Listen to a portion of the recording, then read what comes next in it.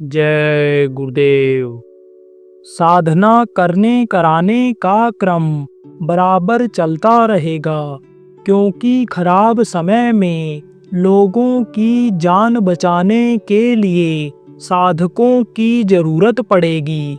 1 जनवरी 2026 आते आते खतरे की घंटी बजने की तैयारी शुरू हो जाएगी और फिर कुछ ही दिनों में खतरे की घंटी बज जाएगी।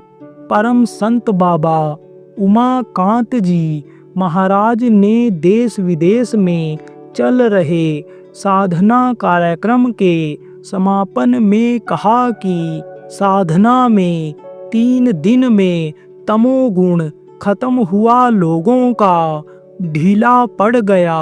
अंदर तो है तमोगुण, लेकिन उभर नहीं रहा है।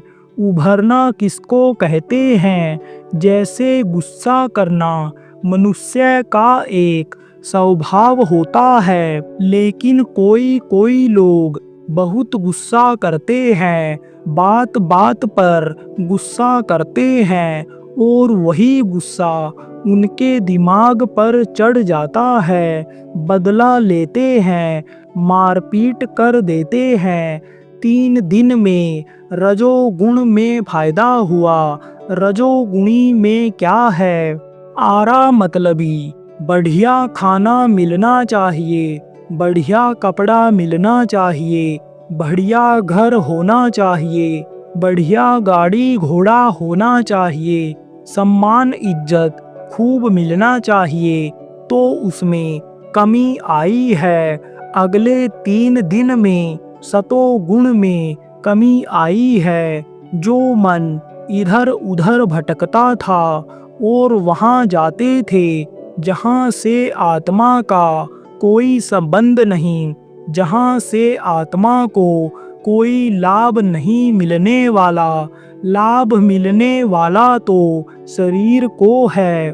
धन की वृद्धि होती है, लेकिन चित्त की चंचलता नहीं जाती है, बुद्धि सही काम नहीं करती है, फेल हो जाती है। सतोगुणी भाव पहले जो उनके अंदर में थे, उसको वे समझ गए कि यह बाहरी पूजा उपासना है।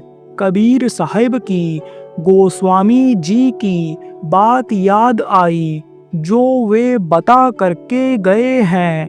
तब उन्होंने सब कुछ छोड़ करके साधना आंतरिक पूजा में समय दिया। साधक जहाँ खड़े हो जाएंगे, वहाँ पर विनाशकारी लीला मुड़ जाएगी। साधना का यह क्रम बराबर चलता रहेगा। साधना की जाएगी और कराई जाएगी। यह काम अभी खत्म नहीं होगा, क्योंकि साधकों की जरूरत है। क्यों जरूरत पड़ी? लोगों की जान बचाने के लिए साधक जहाँ खड़े हो जाएंगे, वहाँ पर विनाशकारी लीला मुड़ जाएगी। विनाश वहाँ से हट जाएगा। साधकों के साथ जो लोग जाएंगे, उनकी बचत हो जाएगी। खतरे की घंटी बजने वाली है। बहुत खतरा पैदा होता जा रहा है मनुष्य के लिए, मनुष्य की धन संपत्ति के लिए, मनुष्य की जमीन जायदाद के लिए, उनके जानवरों के लिए। खतरे की घंटी बज जाएगी।